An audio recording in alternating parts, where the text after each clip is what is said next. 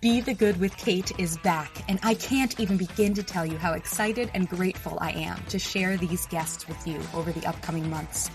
New episodes are released every Friday. Be the Good is all about people doing good in the world while following their passions, good for their own souls and for others. I'm Kate Chericello, and welcome to today's episode. If you are enjoying these stories, please subscribe and leave a review on Apple or Spotify. It helps so much in reaching more people. You can also join our Facebook community under the group title, Be the Good with Kate Chericello. Let's spread a little more goodness in the world. Thanks for being here on Be the Good today. Aaron Smith joins me from Chicago, and he has an incredible story.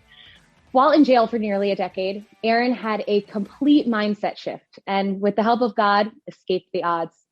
He is now an entrepreneur, podcast producer, and mentor, working so hard to help change the narrative of the formerly incarcerated. Aaron, thank you so much for being here today. Thank you for having me on. I'm excited to tell my story and to hopefully inspire and uplift some people. Oh, I'm sure you will. So please do tell us more about who you are and what you do in your own words. Yes. Born and raised, as you stated, Chicago, south side of Chicago, the youngest of 5 children. Always been like this ambitious kind of overachiever kind of a kid. I knew that education in my household was really valued. And so I always knew that I would go to college, right? But I also knew what I was facing on the other side of my door in my neighborhood, right? Crime, drugs, gang culture of the 1990s and the early 2000s is when my coming of age time. And so I was one foot in and one foot out. You know, I would go to school, I would work, a part-time job, but that ambitious mindset, that hustler in me, I seen, people making an astronomical amount of money. I'm like, hey, I can do the same thing, but I also can kind of go to school and kind of keep myself legit at the same time. So I thought, and that thing that you feed the most is what's going to grow. And so I fed the street stuff more than I did my academics, although I graduated with a business degree, but it wasn't, I never used it. I never used any kind of my professional experience. And not too long after graduating in 2004, I was indicted by the federal government in 2006 for a drug conspiracy, selling heroin in a local project where I was born and raised. And so with that, it really kind of just changed my life, as it should have. Sometimes it takes drastic situations to kind of, a light bulb kind of goes off. You get that epiphany like, hey, I was selling myself short, right? I had no business being involved in these kind of activities, but nevertheless I was. And so I had to deal with the consequences. But more importantly, I embraced the consequences. My response to incarceration was different than what I seen around me. I knew that God was going to use this situation for a reason. And so I tell people that I went to prison on purpose, and meaning that it was a purpose behind me going to prison for that decade. And with that, I started Escaping the Odds podcast with the idea, while I was away, to really change the narrative of what people thought the formerly incarcerated looked like, and even also what they can accomplish upon a release, especially in the business community. And so here I am, kind of taking on that, spearheading that initiative. Wow. And just changing so many lives in the process. Yes. Aaron, tell me more about how you went from you enter into the prison system. How do you get from there to I'm producing a podcast and I am, mentoring and helping others? Like, how did you pull out of there and end up where you are now? Right. Well, first and foremost, just kind of I want to call it the basic answer, but I'm going to say definitely God. Without him, I wouldn't have been able to kind of have that mindset to look at things differently.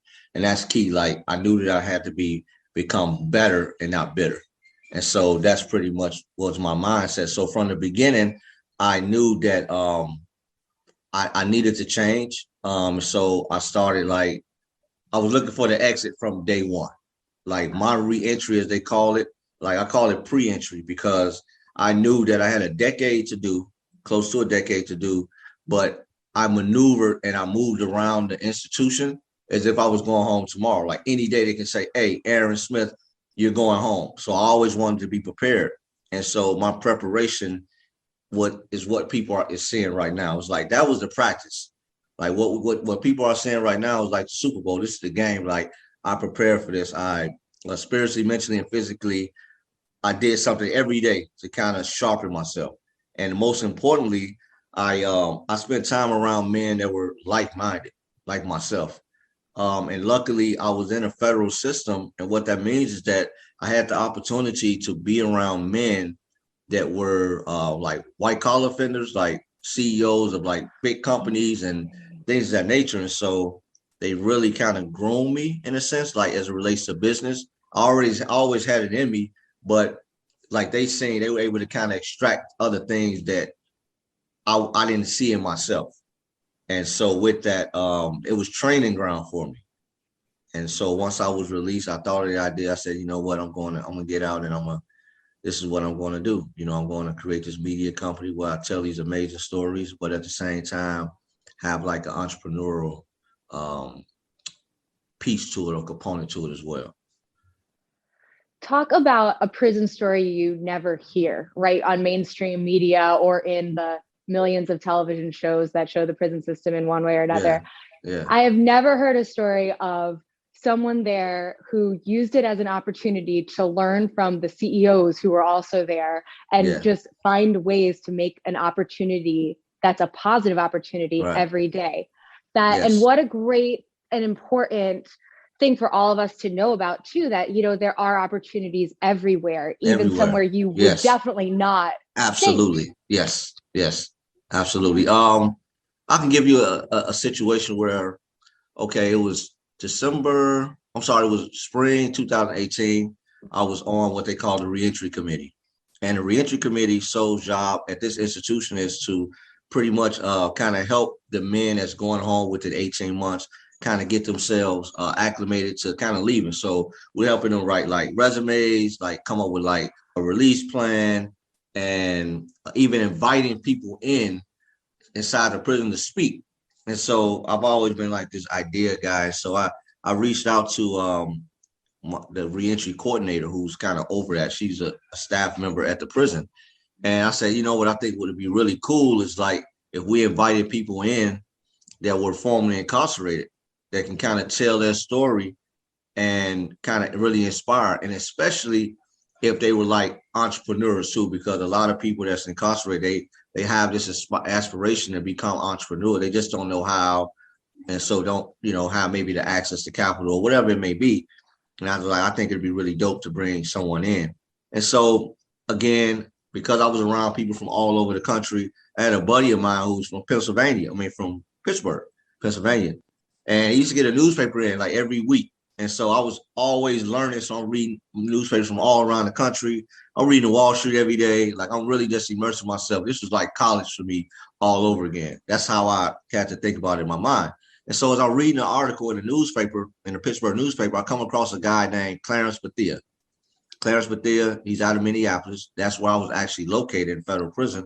And he told the story of him being incarcerated for about a year on a burglary charge, but how he changed his life around. And he was being mentored by like the CEO of Best Buy, and now has like this tech company that's worth like millions, right? And so I'm like, wow, this guy would be perfect to come in and speak to the guys and speak to the population. And so I was like, okay, I couldn't reach out to him because I'm incarcerated, but I was like, hey, here's this guy. He's in the St. Paul area of Minnesota, and I think he'd be really a good person to bring in, and can like guys can really kind of feel what he's talking about. And she reached back out to me like a couple weeks later, and I was surprised. She was like, hey, I contacted the guy Clarence. He said he'd love to come in. And so he came in and he spoke, and like really just spoke life into the man, told his story, and it was just packed. That was like one of the first time that kind of happened. Someone that was formerly incarcerated to come in and kind of speak. But that's just part of the story. And so I kind of put him on the spot. I was going home in like less than a year. And I'm like, hey, I don't mean to put you on the spot, but would you come back and like teach like entrepreneurship, do some kind of workshop? He was like, you know what? In fact, I definitely will. But even better, I'm going to bring with me like 4 other colleagues. And so we'll have like an all-day workshop and do a Shark Tank style pitch competition. And so that was that. And most people, they'll never think that happens inside of an institution, you know. But I would say that's the norm, but it's definitely something that does happen, you know. And so I wanted to share that. So to this day, like he's like a mentor of mine. And yeah. Wow. I just keep having the word incredible, like just on repeat. Yeah. Incredible. That's an amazing example of my next question, which are those good news moments. And Yeah. you talk about that from the perspective of when you were still in prison, like on your way out of it. So now, since being out, would you like to share a story or something of someone now that you've gotten to mentor? Yeah. Let me see it. Well, I wouldn't say that it's like a formal mentorship. But a lot of people that I was incarcerated with, I'm still in contact with them. And so they hear about the things that I'm doing because word just travels even inside there. They kind of know about the things you're doing on the outside. And so I spend time talking to them about their aspirations. And the good thing about it is like, I'm a strong believer, like your network is connected to your network.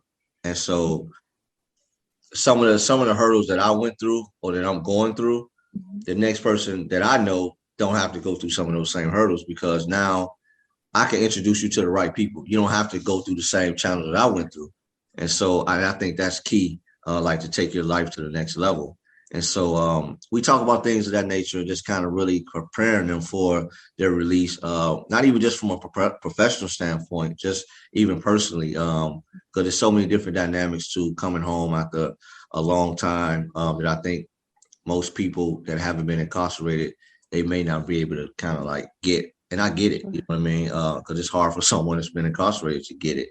And so, so things like that, I really spend time with the men, kind of helping them prepare their mindset so when they get out and not have too many expectations, because you can kind of live in a fantasy world sometimes while you're back there, because you're away from society for so long. So you have these ideals, and at times that can be not realistic. And so just kind of putting things in perspective for them is probably that importance of community keeps coming up. Yes.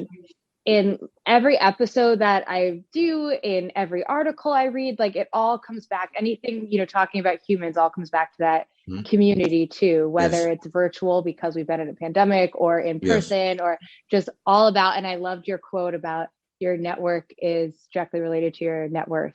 Yes. It's a great quote. Yeah. And do you have any other sayings or mantras you find yourself repeating to the people you work with, to people who, ask you about your story? I would say that your gift will get you there, but your character will keep you. Oh, that's good. Yeah. A lot of people, and I've ran across many men that fell from grace while they were incarcerated. So I learned from that, like uber millionaires, like really successful. Like I never would have really rubbed elbows with these men because we were from different worlds, and but just learning from their experiences, right? They were gifted and talented to get them there, but something in their character kind of led them astray, and like their whole life was kind of like shambles, so just kind of being careful and keeping that in mind no matter what you're doing. Absolutely. Oh, that's a very, very good point. And Aaron, if this is a new question for the season that I'm enjoying asking, if someone came to you and asked, I want to make a difference, but I just don't know how to start, what would you tell them? I would say first, look within yourself. Think about those defining moments that like really changed your life. For me, it was my incarceration and the violent death of my brother. So those two things. And so I would say look at that and turn that pain into your passion and find a way to utilize that to kind of help other people that's going through similar situations. And I think that's the best way. Because for me, you have to pull from a source of like hurt, and that pain, to be able to kind of take that and turn lemons into lemonades and kind of really help the next person take it to the next level. And so that's key. Wow. Wow, Aaron, thank you so much. I mean, there's so much packed into what you've said. And where can everybody follow you so that they Yes, can read more about you and everything you're absolutely. doing? Yes, escapingtheodds.com. All of my podcasts are on there, video and audio. Also Instagram. My personal Instagram is I am_Aaron Smith, and the Escaping the Odds is Escaping the Odds Media. I'm on LinkedIn. I'm on Facebook. Pretty much everywhere. All And over. so, yeah, just Excellent. kind of reach out to me, any kind of speaking engagements, whatever. I'm pretty open to all of it. Just kind of get my story out there to inspire and uplift. Excellent. I have one more I have to ask you. Do you Yes. have a favorite? Because you're involved in so many different aspects of media, from the Yeah. speaking to the podcast to the websites Mhm. and social. Do you have a favorite like aspect of it? That's great. That's a great question. Well, thanks. I love being creative. I love taking something from nothing.